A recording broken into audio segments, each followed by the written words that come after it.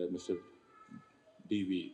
Sundar sir, and Mr. Thiru JCD Prabhagar sir, Honorable Speaker, Tamil Nadu, and my dear brother, Thiru N. Maria Wilson sir, Honorable Minister, and my dear brother, Thiru Rajmohan Arumugam, Honorable Minister, and Sri P.R.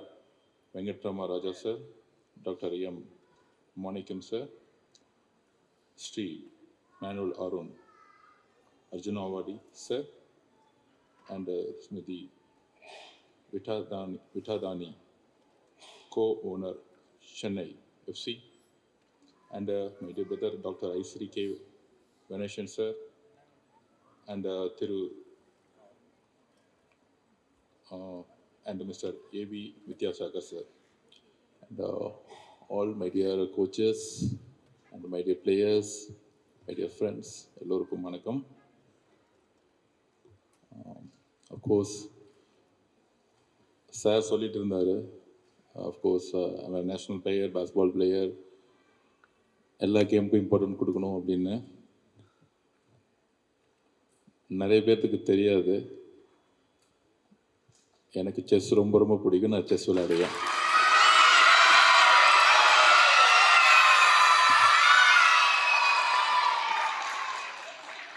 அதுக்குன்னு 1-2 பேர் எப்பயுமே இருப்பாங்க. அதோட இன்னொரு முக்கியமான விஷயம், நம்மளுடைய சிஎம்முக்கும் ஒரு செஸ் பிளேயர்.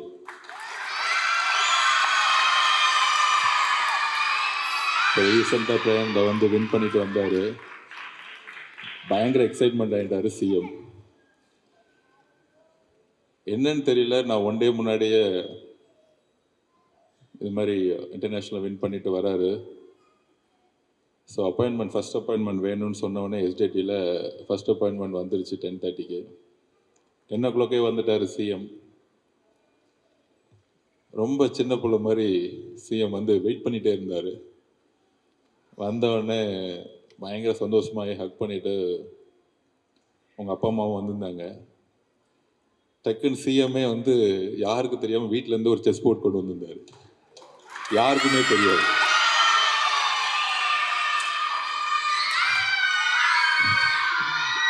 ஸோ எனக்கு ஷாக்கு. டக்குன்னு வந்தார். டக்குன்னு பார்த்துட்டு கேன் யூ ப்ளே அப்படின்னு கேட்டார். ஸோ உடனடியாக இவருக்கு ஷாக் ஆகிடுச்சு பிரயாணத்துக்கு. ஸோ விளையாட ஆரம்பித்தாங்க 2 பேரும் நின்றுட்டு. அந்த வீடியோ பார்த்துருப்பீங்க எல்லாரும். இவர் ஒரு இதை வந்து ஃபைட் பண்ண, அவர் ஒரு ஃபைட் பண்ண, இவர் ஆர்ஸை வந்து கட் பண்ண, அவர் வந்து ஒரு கட் பண்ண, மாறி மாறி போய் கடைசியில் I think 6th to 7th மூல வந்து நம்ம பிரயாணத்தை செக் வச்சுட்டார். அவர் பயங்கரமாக சந்தோஷமாக கைத்தட்ட ஆரம்பிச்சிட்டாரு. ஸோ எவ்வளோ ஒரு பியூட்டிஃபுல்லான ஒரு விஷயம். ஒரு பிளேயர் எதிர்பார்க்கக்கூடிய ஒரு சிஎம், மினிஸ்ட்ரிஸ். எங்களுக்கெல்லாம் இன்னும் மினிஸ்டர் ஃபீலிங்கே இல்லை. நாங்கள் இன்னும் ஸ்போர்ட்ஸ் மேனாகவும் பிளேயராகவே இருந்துக்கிட்டே இருக்கிறோம். அதுதான் எப்போயும் நல்லது. புரோட்டோகால், மினிஸ்டர்னால் இப்படி தான் இருக்கணும், மினிஸ்டர்னால் கூட 100 பேர் வரணும், அதெல்லாம் தூக்கி போட்டு we should be live with a common man. ஒரு சராசரி மனிதராக எப்பயும் அந்த அதிகாரத்தெல்லாம் வந்து தூக்கி போட்டு, அந்த பவருங்கிறது எப்பயுமே ஒரு காமன் மேனுக்கு வந்து அது யூஸ் பண்ணுற மாதிரி இருக்கணுங்கிற ஒரு தாட்டு தான் எங்களுக்கு எப்பயுமே இருக்குது. ஸோ அதில்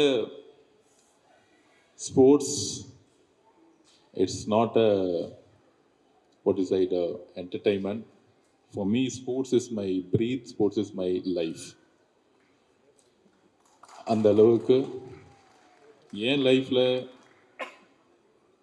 எல்லோரும் நேஷ்னல் பிளேயர்னு சொன்னாங்க, பிஎஃப்ஐ பிரசிடென்ட்னு சொன்னாங்க, ஸ்போர்ட்ஸ் மினிஸ்ட்ரின்னு சொன்னாங்க. பட் ஐ ஆல்வேஸ் என் மைண்டில் மார்னிங் 4:30 ஆச்சுன்னா இன்றைக்கும் ஒரு கால், அலாரம் இல்லாமல் டக்குன்னு வந்துகிட்டே இருக்கும். வேக்கப் கால்.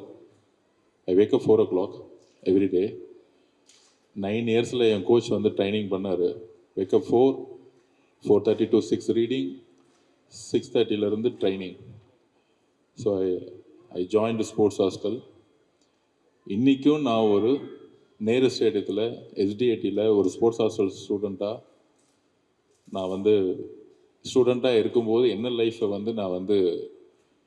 லைஃப்பை கேரி பண்ணணும், அதே லைஃப் தான் நான் இன்றைக்கி வாழ்ந்துட்டுருக்கேன். 6 o'clock நேரு ஸ்டேடியத்தில் எப்பயுமே இருப்பேன். ஏன்னா ஸ்போர்ட்ஸு தான் எனக்கு அப்பா அம்மா இல்லாத டைமில் ஸ்போர்ட்ஸு தான் எனக்கு ஸ்காலர்ஷிப் கொடுத்துச்சு. ஸ்போர்ட்ஸு தான் எனக்கு ஃபுட்டு கொடுத்தாங்க ஸ்காலர்ஷிப்பில். ஸ்போர்ட்ஸ் தான் எனக்கு அந்த ட்ரெஸ்ஸும் கொடுத்தாங்க. ஸ்போர்ட்ஸ் தான் எனக்கு ஷூவும் கொடுத்தாங்க. ஸோ ஒரு ஃபாதர் மதர் இல்லாத ஒரு பையனுக்கு ஸ்காலர்ஷிப் மூலிமா எஸ்டிஐடியும் ஸ்போர்ட்ஸ் ஹாஸ்டல் ஆஃப் எக்ஸலன்ஸும் எனக்கு பர்சனலாக என் மைண்டை டைவர்ட் பண்ணி ஒரு அலோனாக இருந்த ஒரு டைமில் ஸ்போர்ட்ஸ் விளையாண்டா மெடல் எடுத்தால் ஸ்காலர்ஷிப் ஸ்டேட் கவர்மெண்ட் கொடுப்பாங்க. அந்த ஸ்காலர்ஷிப்பை வச்சு நேரு ஸ்டேடியத்தில் நமக்கு ஒரு ரூம் கிடைக்கும். அங்கே கிடைச்சா மெட்ராஸ் கிறிஸ்டின் காலேஜில் நமக்கு ஒரு பிடிச்ச சப்ஜெக்ட் பொலிட்டிக்கல் சயின்ஸ் கிடைக்கும். அப்படின்னு கொண்டு வந்தது ஸ்போர்ட்ஸு தான்.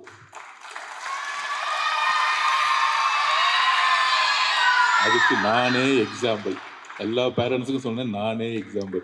ஸ்போர்ட்ஸ் விளாண்டா முன்னேற முடியுமான்னா ஸ்போர்ட்ஸ் விளாண்டா மினிஸ்டரே ஆக முடியும். ஏன்னா அந்த ஸ்போர்ட்ஸ் மூலியமா எனக்கு ஸ்காலர்ஷிப் கிடைக்கலன்னா மெட்ராஸ் கிறிஸ்டின் காலேஜில் பொலிட்டிக்கல் சயின்ஸ் படிக்க முடிஞ்சிருக்காது. பொலிட்டிக்கல் சயின்ஸ் படிக்கலைன்னா நான் பொலிட்டிக்கல் திங்கிங்கே எனக்கு வந்திருக்காது. அப்போ எனக்கு பேஸ்கெட் பாலுங்கிறது எங்கள் அம்மாவுக்கு சமமான ஒரு விஷயம். ஸ்போர்ட்ஸுங்கிறது எங்கள் அம்மாவுக்கு ஈக்குவலாக ஒரு எமோஷனல் சப்ஜெக்ட் இருந்து. ஸோ அந்த ஸ்போர்ட்ஸ் ஹாஸ்டல் நேரு ஸ்டேடியத்தில் ஆரம்பித்த ஜேர்னி, அதே நேரு ஸ்டேடியத்தில் மினிஸ்டராக ஓத் எடுக்கக்கூடிய ஒரு விஷயம் இருக்கு. அது வெறும் எமோஷ்னலான டே அது. இதெல்லாம் பெருமையாக சொன்னாலும், ஆனால் ஒவ்வொரு நாள் 4 மணிக்கு எந்திரிக்கும் போது எனக்கு ஏதாவது ஒன்று செஞ்சுட்டே இருக்கணுமே, நம்ம இன்னும் எவ்வளவோ செய்ய வேண்டியது இருக்குது.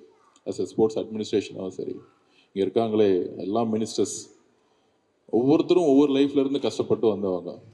என் சகோதரர் ராஜ்மோகன், அவருக்கு ஸ்போர்ட்ஸ் அவ்வளோ விளையாண்டதில்லை. ஆனால் எங்கள் எம்எல்ஏஸுக்கெல்லாம் அவர் ட்ரைனிங் கொடுப்பார். அவர் எப்படி மேடையில் பேசணும்னு. அவர் பேசுகிற தமிழ் இருக்கு, எந்த பார்ட்டிலுமே கிடையாது இன்றைக்கி வரைக்கும். அப்படி பேசினார்னா 2 மணி நேரம் எந்த பேப்பர் இல்லாமல் பேசிக்கிட்டே இருப்பார். உலகத்தில் இருக்க எல்லா நாலேஜும் எடுத்து பேசிக்கிட்டே இருப்பார். Best speaker. ஒரு சாதாரண சின்ன காலேஜில் சின்ன ஸ்டேஜில் காம்பேரிங் பண்ணி அப்படியே ஒரு அவையை வழிநடத்தி கடைசியில் தமிழக வெற்றி கழகத்தை அவையே வழிநடத்தக்கூடிய ஒரு இடத்துல ராஜ்மோகன் சார்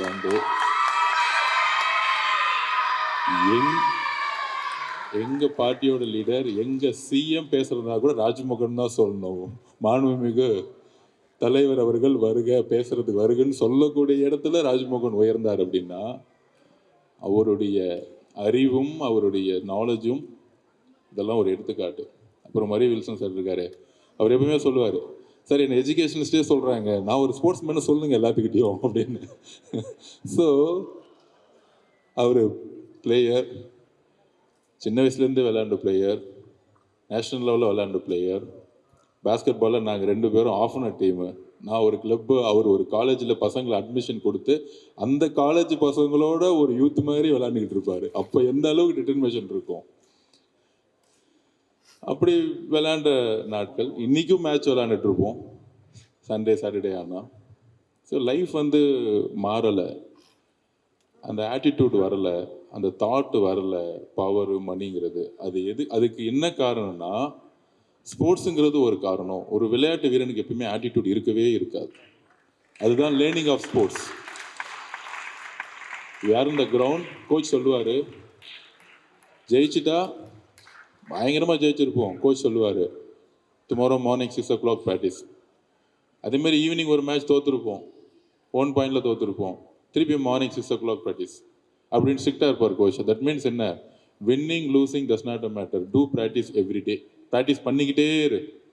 அதுதான் அவருடைய சொன்ன ஒரு கோச். எப்படி எங்களுக்கு கிரவுண்டில் ஒரு கோச் இருந்தாரோ, இப்போ அழகாக செஸ் அசோசியேஷன்லேருந்து ஒரு கோச் அமைச்சிருக்காங்க.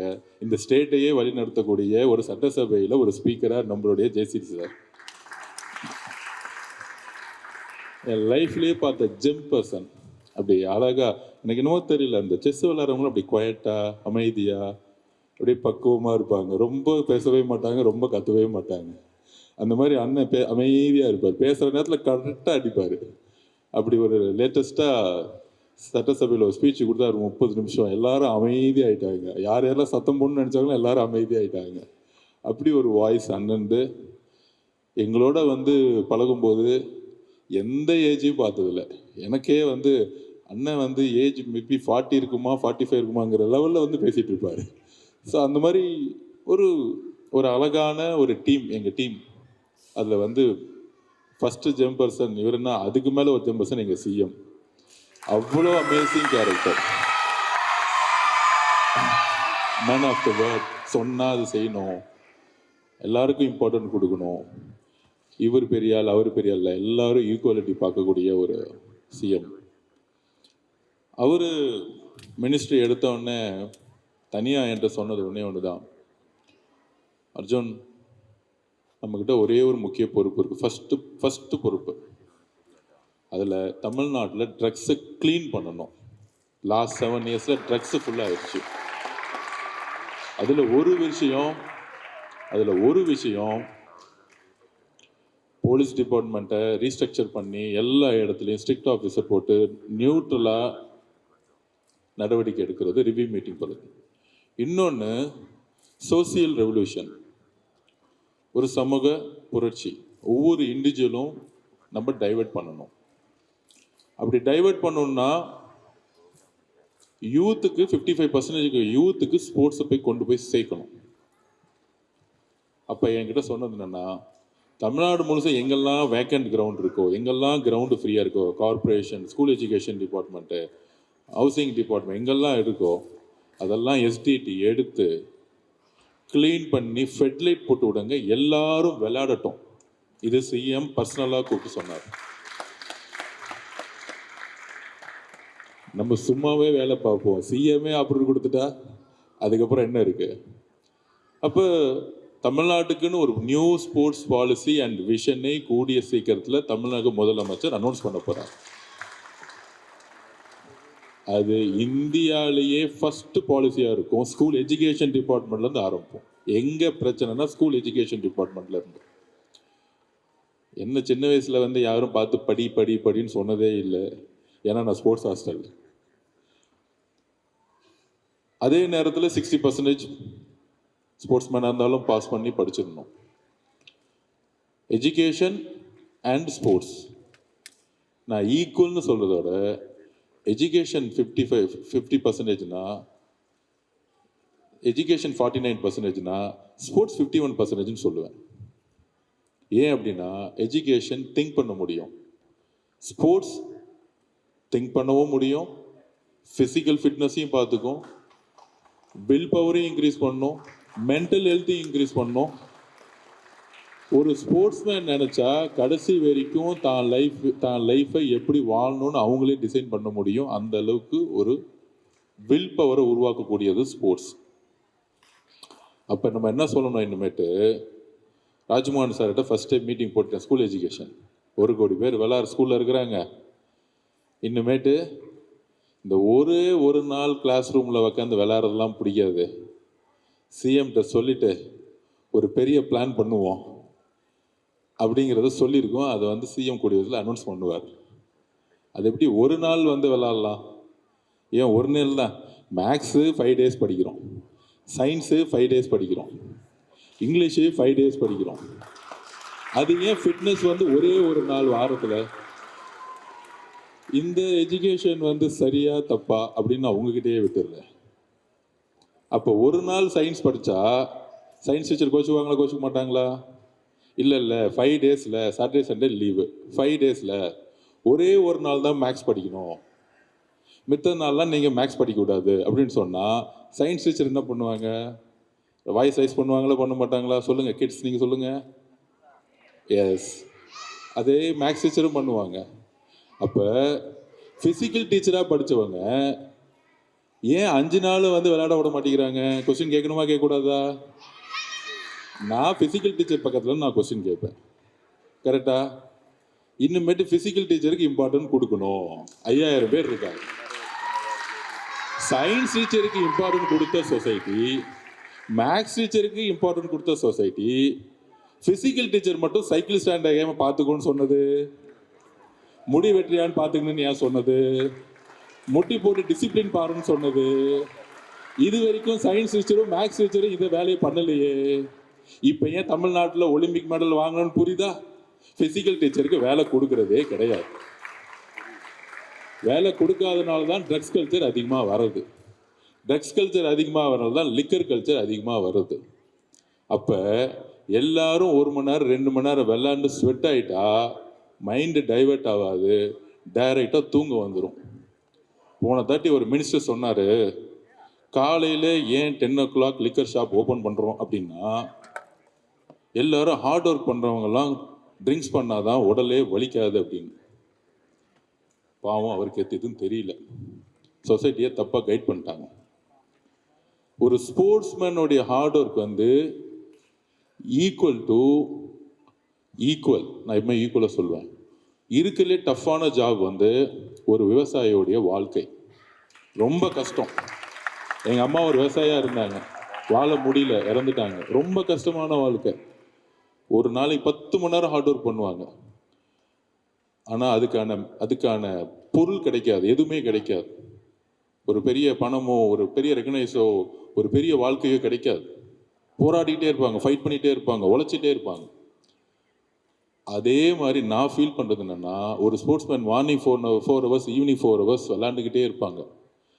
ஆனால் கிரிக்கெட்டை தவிர எந்த இடத்துல ரெகனைஸ் பண்ணதே கிடையாது. பணமும் வராது, மெடல் வரும், 5000 ரூபா ப்ரைஸ் மணி கிடைக்கும். நாங்கள் விளையாடும்போது 11 மேட்ச் விளையாடுவோம், ஒரு ஆல் இண்டியா மேட்ச். நாங்கள் விளையாடும்போது, நான் இவர் எல்லோரும் விளையாடும்போது ஸ்போர்ட்ஸ் ஹாஸ்டலில் பேக் எடுத்துகிட்டு போயிடுவோம். இங்கேருந்து தூத்துக்குடி போவோம். தூத்துக்குடியில் லாஸ்ட்டு 10:30 மணிக்கு மேட்ச் முடியும். அப்போ பேட்டா கொடுக்க மாட்டாங்க, சாப்பாடும் கொடுக்க மாட்டாங்க. ஆர்கனைசர் அவங்ககிட்ட காசு இருக்காது. அப்போ கோச் ஏதோ ஆர்கனைஸ் பண்ணி எங்கள்கிட்ட ஒரு 20 ரூபா 30 ரூபா கொடுப்பார். 40 ரூபா ஒரு நாள் ஃபுல் சாப்பாட்டுக்கு. அப்போ நாங்கள் என்ன பண்ணுவோம், காலையில் போய் ஒரு 3 இட்லி சாப்பிடுவோம், மதியானம் கொஞ்சம் சாப்பாடு சாப்பிடுவோம். நைட்டு போய் 11 மணிக்கு சாப்பாடு தேடினா பஸ் ஸ்டாண்ட் போகும், புரோட்டா கிடைக்கும், 2 புரோட்டா. அதை சாப்பிட்டா வயிற்று வலி வரும். திருப்பி 6 மணிக்கு மேட்ச் போட்டுருவாங்க, திருப்பி 5 மணிக்கு எழுந்துச்சு மேட்ச் விளாடணும். இந்த மாதிரி ஸ்போர்ட்ஸ்மேன் வந்து எந்த விதமான பெனிஃபிட்டும் கிடைக்கவே கிடைக்காது. இன்றைக்கி தான் கவர்மெண்ட் 3% ரிசர்வேஷனில் வேலை கிடைக்குது. அப்போ காலையில் 4 மணி நேரம் ஈவினிங் 4 மணி நேரம் கடுமையாக ப்ராக்டிஸ் பண்ணாலும் எங்கள் கோச் என்ன சொல்லுவாருன்னா, பாடி ரெக்கவரி ஆகிறதுக்கு ஹார்ட் ஒர்க் எவ்வளோ தான் பண்ணாலும் வாட்டர் கன்சம்ஷன் ஹெவியாக இருக்கணும். அதுக்கப்புறம் ஈட்டிங் பேட்டர்ன், வீட்டு சாப்பாடு இருக்கணும், ப்ரோட்டீன் சாப்பாடு இருக்கணும். அதுக்கப்புறம் 8 மணி நேரம் தூக்கம் இருக்கணும்.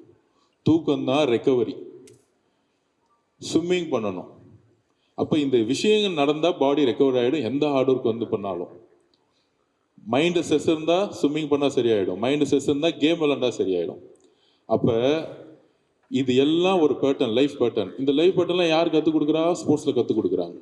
இந்த லைஃப் பேட்டர்ன் தெரிஞ்சவங்க இது வரைக்கும் நான் லிக்கரில் ஒரு ட்ராப் என் வாயில தொட்டதே கிடையாது. நான் இது வரைக்கும் அந்த ட்ரிங்க்ஸ் பக்கம் போனதே கிடையாது.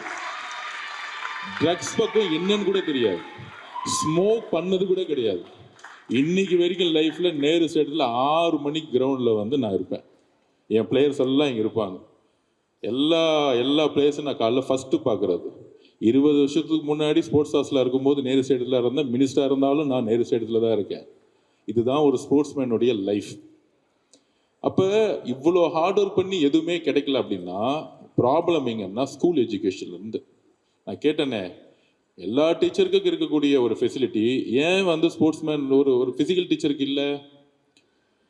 எஜுகேஷன் படித்தாதான் மணி வருது, ஜாப் கிடைக்குது அப்படின்னு ஒரு தாட் இருக்கு. அதுவும் தப்பு. நம்மளுடைய டார்கெட்டையும் ஆம்பிஷனையும் வைக்க இன்னும் ஃபிக்ஸ் பண்ணுறதுக்கு மைண்டு வரல. ஒரு எக்ஸாம்பிளே சொல்லிடுறேன். ஒரு அத்லெட்ஸ் ஸ்போர்ட்ஸ் ஹாஸ்டலில் சேர்றாங்க 11 வயசில். அவன் 100 மீட்டர் ஓடுறான், 11.8 செகண்ட்ஸில் ஓடிட்டு இருக்காங்க. ஒரு கேர்ள் ஓடிட்டுருக்காங்க. நான் இன்னைக்கு காலைல கூட கேட்டேன், ஒலிம்பிக்கில் லேட்டஸ்ட்டு டைமிங் தெரியுமா, ரெக்கார்ட் தெரியுமா அப்படின்னு கேட்டேன். அவங்களுக்கு தெரியல. ஸ்கூல் லெவலில் பெர்ஃபார்மன்ஸ் மட்டும் தெரியுது. அப்போ 11 இயர்ஸில் சைனாவில் இருக்கக்கூடிய குழந்தைங்களும் சரி, ஜப்பானில் இருக்கக்கூடிய குழந்தைங்களுக்கும் சரி, அமெரிக்காவில் இருக்க குழந்தைங்களுக்கும் நமக்கு வித்தியாசம் இருக்கா? கிடையாது. எல்லா குழந்தைங்களுக்கும் ஒன்று தான் இருக்குது. ஒரே ஹார்ட் ஒர்க்கு, ஒரே கால் தான் இருக்குது. ஆனால் கோச்சிங் பேட்டர்ன் அண்ட் ஆம்பிஷனை தூக்கி மேலே வைக்கணும்ல, அது தெரியல. இங்கே இருக்க ஸ்ட்ரக்சர் இன்னும் வரல. அதுதான் பிரச்சனை. அப்போ 9.69 செகண்டில் உசைன் போல்ட் ஓடினார். எப்போ? 19-20 வயசுலேயே ஓட்டார். அது வயசு மேட்ரே இல்லை. 8 வயசில் ஒரு ப்ராக்டிஸ் ஆரம்பிக்கிறாங்க. 10 வயசில் இப்போ என்ன, 10 வயசுல ஸ்போர்ட்ஸ் ஆரம்பித்தேன். 10 வயசில் ஆரம்பிக்கிறாங்க. 8 வருஷம் கரெக்டாக ஹார்ட் ஒர்க் பண்ணால் நம்ம வேர்ல்டில் நம்பர் 1 வர முடியும். ஆனால் அதுக்கான ஃபெசிலிட்டிஸ் இருக்கணும், அதுக்கான கோச்சிங் பேட்டர்ன் இருக்கணும். எப்படி ட்ரைனிங் பண்ணுறோமோ அந்த ட்ரைனிங் தான் டெலிவரி ஆகும். தப்பாக ட்ரைனிங் பண்ணால் டெலிவரி ஆகாது. அப்போ 9.69 செகண்ட்ஸ் ஓடி நம்ம ஒரு ஆம்பிஷனை செட் பண்ணிட்டா தமிழ்நாட்டில் இருந்து ஆட்டோமேட்டிக்காக கோல்டு மெடல் வந்துடும் ஒலிம்பிக்கில். அந்த 19 இயர்ஸில் பேரண்ட்ஸ், நான் திருப்பி சொல்லிக்கிறேன், அந்த 19 இயர்ஸில் ஒரு பிளேயர் 19 வயசுலேயே இந்த வேர்ல்டு நம்பர் 1 ஆகிட்டா நைக், அடிடாஸ் மாதிரி இருக்க கம்பெனியில் 1000 கோர்ஸ் வந்து ஸ்பான்சர் வந்துடுவாங்க. செரீனா வில்லியம்ஸ் எடுத்துக்குவாங்க, ஏன் சிந்து மேடத்தை எடுத்துக்குவாங்க, இங்கே இருக்க பேட்மிண்டன் பிளேயர் 200 கோடி ரூபா எடுத்துக்குவாங்க, ஏன் தோனி எடுத்துக்குவாங்க. எஜுகேஷன் படித்தா சம்பளம் கிடைக்கும். ஸ்போர்ட்ஸ் நம்பர் 1 ஆனால் இந்த வேர்ல்ட்லேயே நீங்கள் ஒரு பில்லியன் ஆகிடுவீங்க. பில்லியன் ஆகணுமா, மில்லியன் ஆகணுமா, இல்லை சம்பளத்துக்கு வேலை பண்ணணுமா? எல்லாமே ஒரு வேலை தான். ஆனால் ஆப்பர்ச்சுனிட்டி எங்கே இருக்குது? ஸ்போர்ட்ஸில் இருக்குங்கிறது தான் நான் பதிவு பண்ணுறேன்.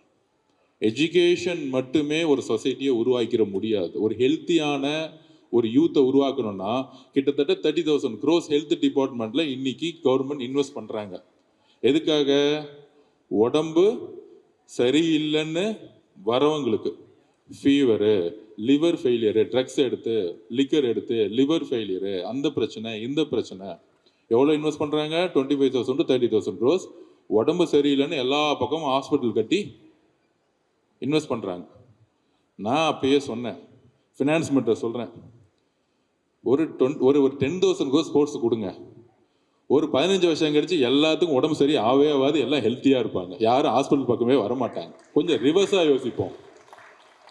சின்ன வயசுலேருந்தே நம்ம ஹெல்த்துக்கு ஹாஸ்பிட்டல் பண்ணுற செலவை குழந்தைங்களுக்கு எப்படி விளையாடணும், எப்படி படிக்க வைக்கணும், எப்படி ஓடணும், எப்படி சாப்பிடணுங்கிற ஒரு எஜுகேஷனை கொடுத்துட்டா ஒரு 15 வருஷம் கழிச்சு நான் இன்னைக்கு டச்வுட் ஃபிட்டாக இருக்கிறேன். ஏன்? என்னுடைய பேட்டர்ன் 4 மணிலேருந்து சேம் லைஃபாக இருக்குது. என்னை கொண்டு போய் ஹோட்டலில் வச்சாலும் நான் சாப்பிட மாட்டேன். இது ஸ்போர்ட்ஸ் மேனுக்கு ஆட்டோமேட்டிக்காக வந்துடும்.